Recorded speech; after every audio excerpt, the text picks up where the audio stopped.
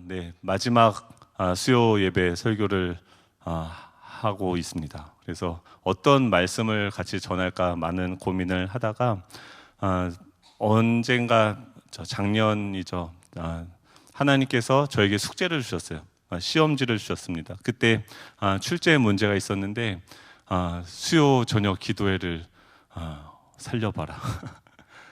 이 예배를 수요예배 디렉터로 한번 해보라고 하셔서 계속 기도하면서 뭘 해야 될까, 또 어떻게 해야지 사람들이 더 많이 모이고 또 기도를 하고 하나님께서 이 시간들을 통해서 우리에게 원하시는 것이 무엇일까, 이런 고민들을 했죠. 그러면서 많이 고민했던 그 주제가 무엇이었냐면, 과연 예배가 무엇일까? 우리가 하나님께 예배한다라는 것이 어떤 의미일까? 하나님께서는 어떤 예배를 우리를 통해서 받기를 원하실까?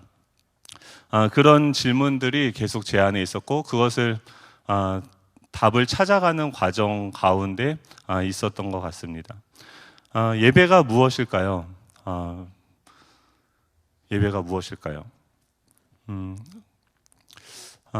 시편 34편에 보면은 다윗이 이런 이야기를 합니다. 시편 34편은 그 표제어를 보면은 아비멜렉에게 쫓겨나서 미친 척하다가 지은 시라고 표제어가 되어져 있습니다. 이 다윗은 뭐라고 하나님을 고백합니까? 예배자였고, 다윗은 무엇보다도 예배자였었고, 또 그의 일생을 통해서 뭐라고 고백하냐면, 여호와는 나의 목자시니 내게 부족함이 없으리로다라고 얘기해요. 여호와께서 나의 목자이셨고 내 삶에는 부족함이 없었다라고 이야기합니다. 그런데 그 다윗의 일생을 보면 우리는 이해되어지지 않는 부분들이 너무나도 많은 거죠. 과연 다윗은 어떻게 그 상황에서 예배할 수 있었을까? 다윗은 왜 예배를 했을까? 다윗이 하나님을 믿게 되어지고 하나님께서 그를 일방적으로 선택하지 않으셨습니까? 그리고 왕으로 기름 부음을 받게 하셨죠. 그때부터 이 다윗의 인생은 어떻게 됩니까? 수많은 역경과 어려움들이 발생하게 되어지는 거죠. 오히려 하나님의 자녀로서, 그 왕으로서 기름 부음을 받지 않았다고 하면은 그냥 일상적이고 평범한 삶을 살아갈 수 있었을지도 모르죠. 하지만 이 다윗은 그 왕으로 기름 부음을 받은 다음에 그 초년, 유년 시절에 또 청년 시절에 전쟁을 치르게 되고요. 또 수많은 일들을 경험하게 됩니다.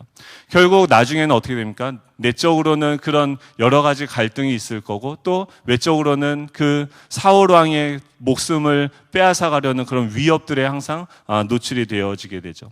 그리고 그 위협을, 외적인 위협을 피하고자 적국에 숨어 들어가서 거기서 또 그 신분이 발각되어져서 미친 척하면서 수염에 막 침을 흘리면서 간신히 그렇게 목숨을 구걸하고선 도망 나와서 그는 어디로 가냐면 이 아둘람굴이라는 굴로 피신을 하게 되어집니다.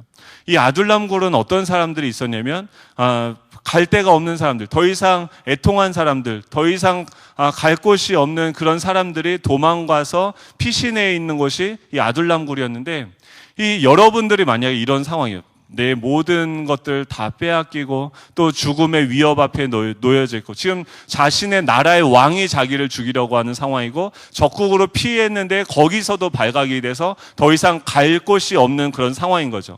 그리고 그 눈앞에는 같이 자신의 처지와 비슷한 사람들이 그 굴 속에 숨어서 목숨을 부지하기 위해서 그 캄캄한 곳에 있는 거죠.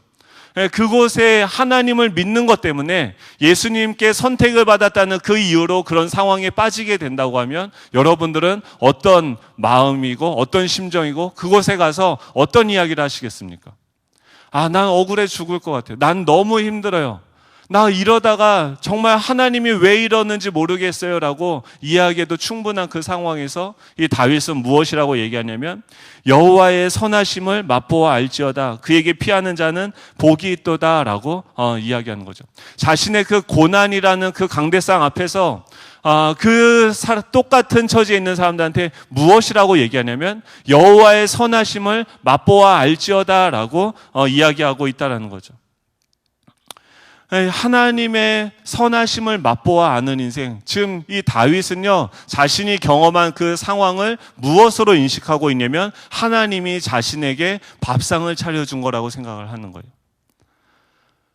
미친 척하면서 죽음을 갈구하고 정말 낮아져서 목숨을 위협받는 그런 상황들, 사랑하는 사람에게 배신을 당하는 그 지점에서 그는 그것이 하나님께서 맛보게 하시는 하나님의 여호와의 선하심이다라는 그런 고백을 하고 있는 것이죠.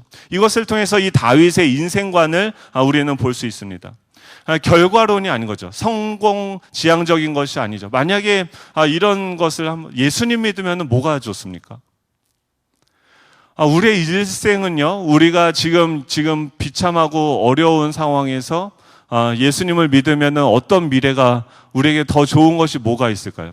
우리 어른들 세대에는, 어머니 세대, 부모님 세대에는 우리나라 경기가 계속해서, 설교가 계속 이런 우울하게 가면 안 되는데 뭐가 좋아질까요? 82년생 김지영이라는 영화가 개봉했죠. 그래서 그 영화를 통해서 왜 보지도 않고 그런 얘기를 하냐고 어떤 분이 막 얘기를 하시던데, 안 봐도 뻔하거든요. 왜냐하면 지금 그 82년생 그 김지영이라는 사람이 어렸을 때부터 정말 혹독한 대가를 치르면서 공부를 하고 좋은 대학교를 갔단 말이에요. 그리고 나서 결혼을 하고, 결혼하면 어떻게 됩니까? 당연히 사회적인 어떤 직업군으로부터 단절이 되겠죠. 그리고 그곳에서 아이를 키우고 하는 그런 일상들을 경험하면서 그 김지영이 고민하는 것이 무엇입니까? 존재를 고민하는 거죠. 나는 왜 그동안 그렇게 헌신하면서 그 세상대로 하라는 대로 다 열심히 살았는데 그에게 주어진 결론이 무엇입니까? 지금 집에서 맨날 밥하고 빨래하고 애기 보고, 여러분 애기를 키워보셨죠? 제가 그 얘기를 했을 때 뭐라고 얘기했냐면, 나 그거 해봤다고 그랬어요. 제가 예전에 개척을 하고선 아내님께서 친히 돈을 벌어주시고 제가 세 아들을 집에서 양육해 본 적이 있습니다. 아내가 출근하시면은 아이들을 다 씻기고 밥을 쳐 먹이고, 왜 그러냐면 안 먹어요. 애들이 밥을 안 먹고 계속 막 뛰어다니고, 그것을 옷을 입히고 밥을 먹여서 어린이집에 갖다 놓으면은 오전이 다 가죠. 그럼 그거 청소하고 뭐하고 하면은 오전 다 가고, 저는 그때 개척을 해서 뭔가 열심히 뭔가를 해야 되는데 애 키우다가 시간 다 보내는 거예요. 그리고 조금 있으면 또 애들 하원은 얼마나 빠릅니까? 초등학교 1학년들은 학교 그냥 갔다가 잠깐 놀고 돌아오잖아요. 그러면 그 학교 앞에 가서 저는 서 있는 거죠. 그럼 멀쩡한 남자가 그 대낮에 학교 앞에서 다 엄마들이 서 있는데 저 혼자 거기 있다가 애 하원하는 거 받아서 집에 와서 또 숙제해라 뭐하라 막 이러는 거죠. 얼마나 허무하고 비참한 인생인지 제가 그때 알았어요. 아내들의 위대함을 알았어요. 그런데 또 그걸 바꿔서요. 그러면 밖에 나가서 직장 다니는 아내한테 물어보세요. 당신은 행복하냐? 그 당시에 사회복지사로서 직장에 가서 일을 하는데 월급도 진짜 많이 주지도 않는데 일은 하루 종일 하고 야근하고 또 점심도 안 줘요. 그러면 자기 돈으로 밥 사 먹고 뭐 하면 남는 것도 없는데 계속 그 시키는 일을 그 얼마 받지도 않으면서 꾸역꾸역 해내야 되는 거죠. 남자들은 행복합니까? 묻고 싶습니다. 밖에 나가서 하루 종일 천안을 왔다 갔다 하고 운전하면서 하루 종일 그 수백 킬로의 운전을 계속하면서 가족들을 먹여 살리기 위해서 정말 기계처럼 우리를 대우하는 그 대우들을 받아야 되는 거죠. 예수님을 믿으면 이런 현실이 변화되어질까요? 이 82년생 김지영은 그래도 대학이라도 나오고 뭔가 했지만 이 우리나라에는 그거보다도 대학 문턱도 밟아보지 못하고 여전히 수많은 엄청나게 많은 직종에서 정말 힘들게 일하고 있는 수많은 사람들이 있죠. 그런 불평조차도 그것이 나에게 힘듦이라고 이야기조차 할 수 없는 수많은 사람들이 인생을 고민하면서 살아가고 있는 거죠. 그런 인생에 대해서 이 예수님께서 나의 목자가 되어주신다는 것은 과연 어떤 의미를 가지고 있을까요? 이 다윗이 고백한 대로 만약에 이 다윗이요 그때 여호와의 선하심을 맛보아 알지어라 하고선 나중에 왕이 됐어요. 왕이 돼서 다윗의 인생이 펴졌습니까? 잠깐 좋았죠. 나라는 부강해졌죠. 근데 또 어떻게 됩니까? 실족해서 넘어지게 되고, 자녀들은 어떻게 됩니까? 자녀들은 또 말 잘 안 들으시고 배신을 하고 자신의 왕위를 빼앗기죠. 예수님께서 우리의 삶을 선한 곳으로 인도하신다라는 그 의미가 뭘까요? 저도 언젠가는 나이가 들겠죠. 벌써 나이가 들었죠. 10년 뒤면은, 20년 뒤면은 제 몸은 점점 쇠퇴해지겠죠.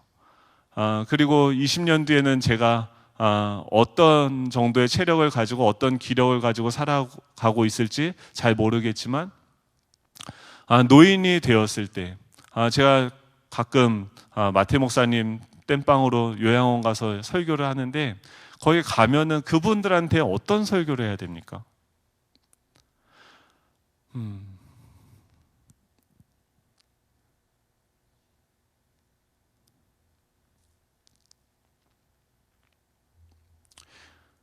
주님께서는 성경을 보면 주님께서는 우리의 목자가 되셔서 이미 시작된 그 구원의 여행 속에서 우리를 선하신 곳으로 인도하고 계시다는 거죠.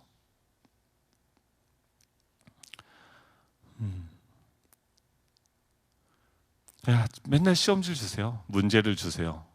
그리고 그거를 풀라고 하죠. 왜 자꾸 시험을 주실까요? 왜 자꾸 넘어지게 하실까요? 시험을 주는 목적은 하나죠. 우리 시험 보면요, 점수가 나옵니다. 내 영적인 실력을 알게 되고요, 내가 무엇을 알고 무엇을 틀렸는지를 시험을 보면 알게 되어지죠. 그리고 틀린 것에 대한 정답을 알게 되고 그것을 풀어가면서 제 실력이 높아지죠. 하나님께서 그 시험을 우리에게 주시면서 그 시험을 출제하시는 그 출제를 통해서 이루고자 하시는 그 교육 목표는 무엇일까요? 그런 건 아닌 것 같아요. 예수 믿으면 복 받고, 복을 받죠.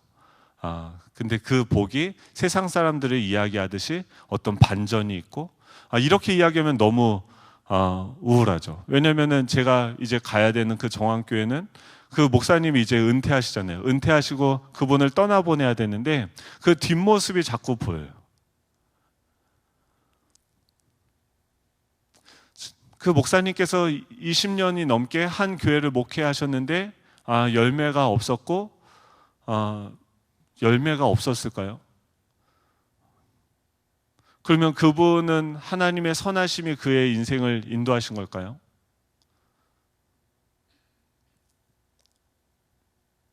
하나님이 우리에게 원하시는 건 뭘까요? 이 질문만 하고 끝나야겠는데요. 질문하지 말라고 그랬는데.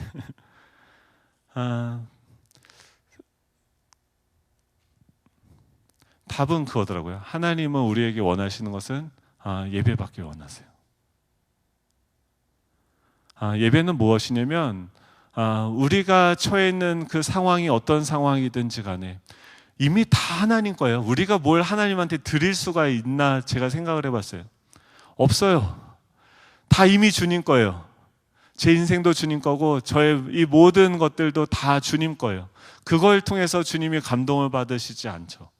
근데 주님이 마음대로 할 수 없는 한 가지가 있습니다. 그것은 무엇입니까? 우리의 마음이죠. 우리의 존재죠. 우리의 자유의지를 통해서 하나님을 선택하고 그 하나님을 기뻐할 때 하나님께서는 그것을 통해서 자신의 영광을 나타내시는 거죠. 그렇다고 하면 왜 우리를 그런 여러 가지 상황들로 인도하셔서 그 상황들을 맛보게 하시고 그 상황 속에 우리를 허락하실까요? 하나님은 그 상황 속에서도 하나님을 여전히 신뢰하고 하나님을 여전히 예배하는 그런 사람들의 예배를 받으시길 원하시는 거죠. 마치 예수님이 이 땅에 오셔서 그 수많은 사람들한테 배신을 당하고 사랑하는 그 사람들이 자기를 팔려고 할 그때에도 그 제자들의 발을 씻겨주시는 방식으로서 이 성부 하나님을 예배하는 것을 이 예수님은 선택하셨죠. 사람들이 자신을 팔려고 죽이려고 내어주는 그 순간에도 이 군인들이 자신을 찾아와서 자신을 무기력하게 포승줄로 묶고 끌고 가려는 그 순간에도 12명이나 더 되는 그 군대가 천사들이 자신과 함께 있어서 한마디만 하면 그 상황을 반전시키실 수 있는 능력이 있으심에도 불구하고 하나님께서는 그 능력을 자신을 위해서 사용하신 것이 아니라 하나님께 순종하시는데 사용하셨죠. 그 이웃들을 끝까지 사랑하시고 그 영혼들을 살리기 위해서 자신을 희생하는 방식으로 사용하셨죠. 하나님께서는요, 우리를 부르셨죠. 부르시고 우리를 통해서 예배받기 원하세요. 각자의 부르신 자리가 있어요. 각자에게 주신 그 시험 문제가 있어요. 그것을 통해서 하나님은 예배받기 원하시는 줄 믿습니다. 오늘 읽었던 이 시편 47편은요, 대관식 시편이라고 해요. 왜 이럼에도 불구하고 그런 진짜 말도 안 되지 않습니까? 십자가에 죽으시면 끝나는 거 아닙니까? 지금 이 다윗이 아둘람굴에 피해서 거기에 숨어 있다가 발각이 돼서 죽으면 끝나는 거 아닙니까? 근데 어떻게 그 상황에서도 하나님을 예배할 수 있습니까? 오늘 시편은 뭐라고 얘기하냐면 하나님께서 왕좌에 앉으실 것이라는 거예요. 이미 그 하나님께서 이 온 땅 가운데 왕으로서, 주님께서 왕으로서 이곳에 앉으실 그때를 믿음으로 바라보고 있는 거죠. 하나님께서 온 땅의 왕으로 즉위하시는 것을 경축하는 분위기가 이 시편에 기록되어져 있습니다. 우리 7절부터 9절까지죠. 한번 같이 읽어볼까요? 7절부터 9절입니다. 시작. 하나님은 온 땅의 왕이십니다. 지혜의 시로 찬송할지어다. 하나님이 뭇백성을 다스리시며 하나님이 그의 거룩한 보좌에 앉으셨도다. 문 나라의 고관들이 모이며 아브라함의 하나님의 백성이 되도다. 세상의 모든 방패는 하나님의 것이며 그는 높임을 받으시리로다. 아멘. 이것은 아직 일어난 일이 아니죠. 아직 뭇백성이 다 하나님께 무릎을 꿇지 않았습니다. 문나라의 고관들이 아브라함의 백성이 되지 않았습니다. 이 말씀은 이 요한계시록에서 우리가 보게 되어질 그 말씀과 유다하다는 점에서 이 종말론적이고 예언적인 거죠. 마지막에 7번째 천사가 나팔을 불매 하늘에 큰 음성들이 나서 이르되 세상 나라가 우리 주와 그의 그리스도의 나라가 되어 그가 세세토록 왕노릇 하시리로다 하니라 라고 계시록 11장 15절에 있어요. 무엇이냐면 그날이 우리에게 온다라는 거예요. 시편 47편은 바로 이 날을 멀리서 바라보는 예언적인 신 거예요. 이 다윗이 자신이 그 미친 척하면서 그 정말 목숨을 구걸해서 간신히 살아남은 그 시점에서도 자신이 왕이 아니라 영원하신 그 왕께서 이 땅에 오셔서 그 왕으로 즉위하실 그 날을 멀리서 바라보면서 이 다윗은 하나님을 예배할 수 있었던 거죠. 예수님이 십자가에 죽을 수 있었던 이유는 자신이 죽음이라는 그 재료를 가지고 하나님을 예배했을 때 이 하나님의 손에 이 죽음이라는 그 재료가 붙들린다고 하면 그 하나님께서는 이 죽음이라는 이 초라한 이 절망적인 이 재료를 가지고 부활이라는 영광의 하나님의 영광으로서 하나님은 빚으시고 변화시킬 수 있는 능력이 있다는 것을 예수님은 믿으셨죠. 마침내 그 하나님께서 이 땅의 모든 백성들이 다 하나님을 예배하고 그 발 아래 엎드려 주님을 찬양하고 예배할 것을 예수님은 그 십자가의 고통 앞에서 바라보신 거죠. 그리고 그는 무엇을 하셨습니까? 그 하나님의 인도하시는 가운데 순종의 예배를 드리신 거죠.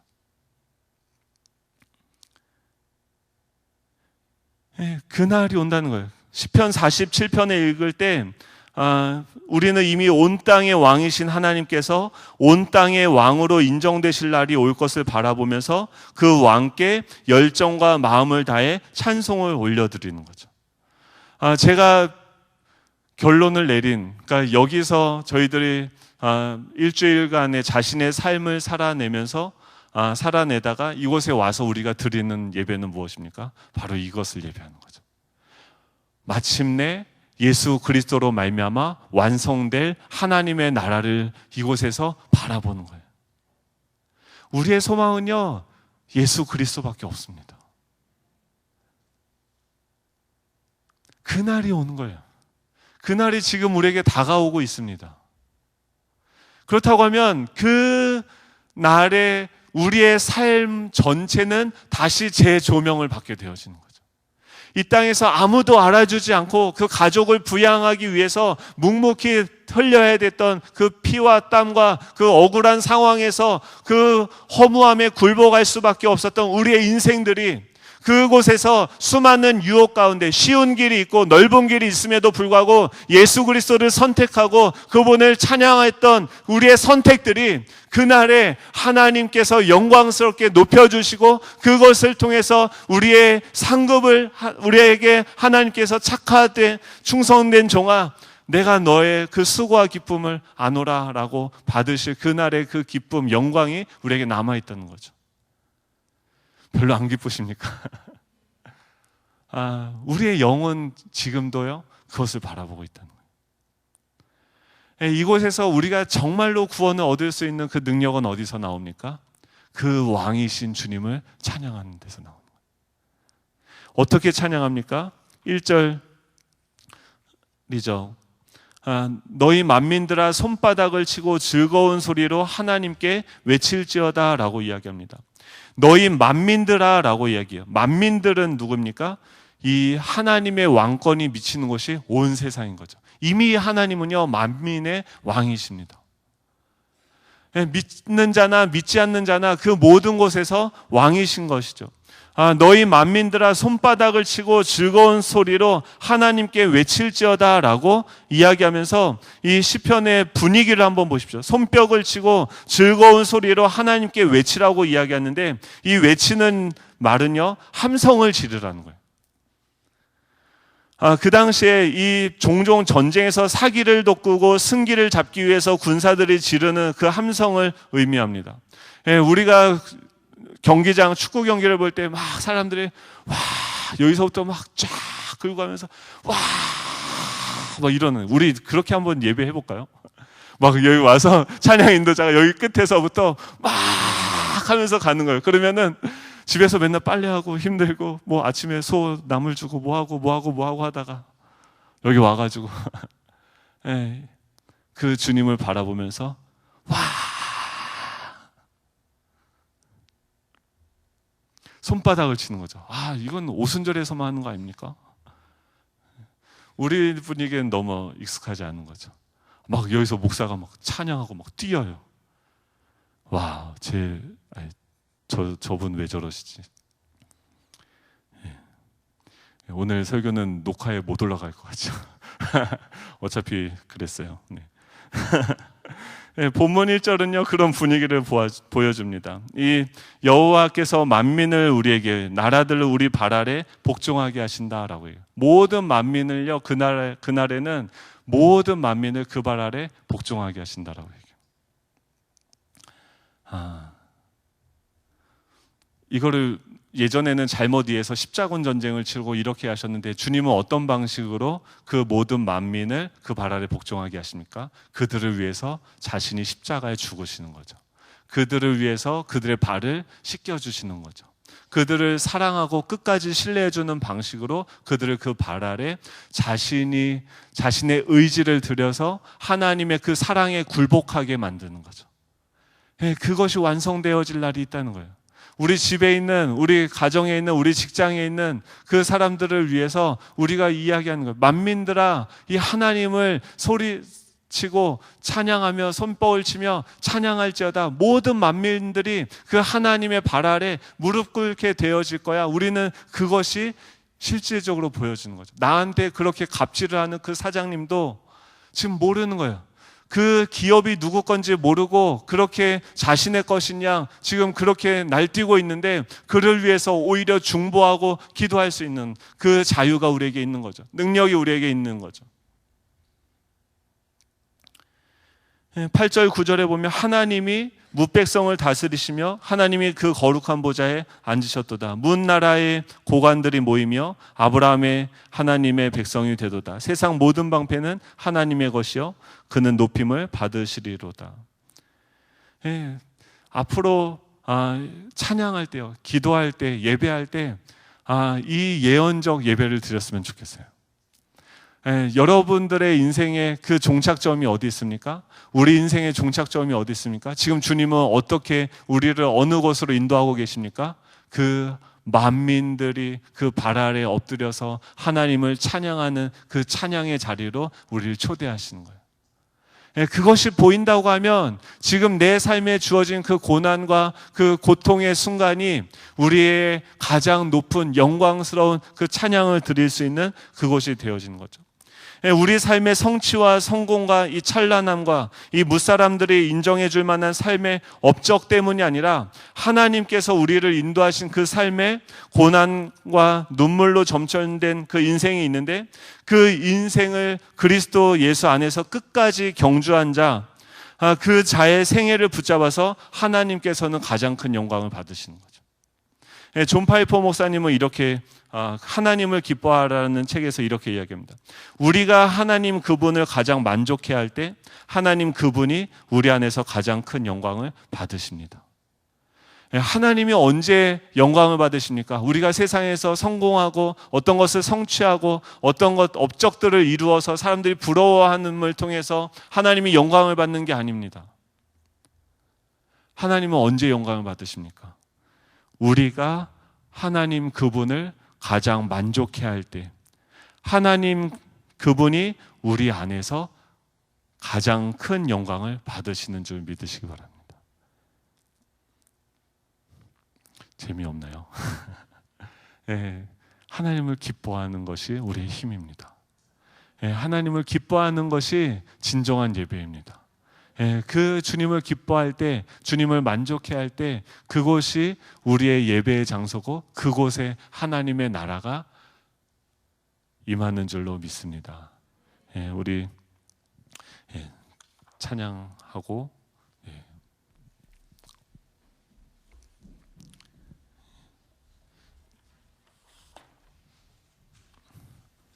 찬양하죠. 네. 찬양하고 기도하겠습니다. 네.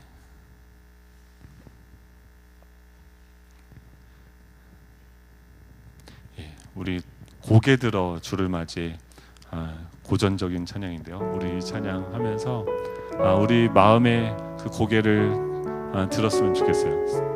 상처받고 또 자신의 그 연약함, 초라한 인생에 대해서 실망한 분이 계십니까? 괜찮아요. 우리 그 초라한 인생을 앞으로도 꾸역꾸역 살아가면 좋겠어요. 왜 그렇습니까? 그날이 있어요. 그날이 오고 있습니다. 주님께서 우리의 그 초라한 인생 가운데 가장 바닥에 엎드려져 있는 것 같은 그곳에서 우리가 주님을 찬양하고 기뻐했던 그 기억이, 그때 우리를 통해서 영광을 받으셨던 주님께서 그 왕자에 앉으셔서 우리가 날마다 예배했던 그분이, 너무나도 친숙하고 사랑하는 그분이 그 보좌에 앉으셔서 두 팔을 벌리시고 우리를 안아주실 거예요. 우리 그 주님을 바라보고 우리 고개를 들어서 날마다 그 예언적인 그 예배, 예언적인 그 찬양, 예언적인 그 기도를 드리기 원합니다. 우리 찬양하고 기도하도록 하겠습니다.